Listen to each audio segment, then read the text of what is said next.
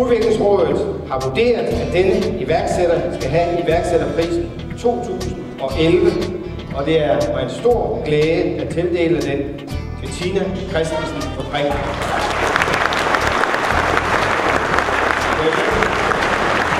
Nogle gange glemmer man lidt at stoppe op og klappe sig selv på skulderen, og det skal vi huske nogle gange i en hektisk hverdag. Og lige præcis en pris af sådan en dag som i dag gør jo, at vi får ekstra gå på mod, at vi måske lige stopper op og husker på alt det gode, der er sket.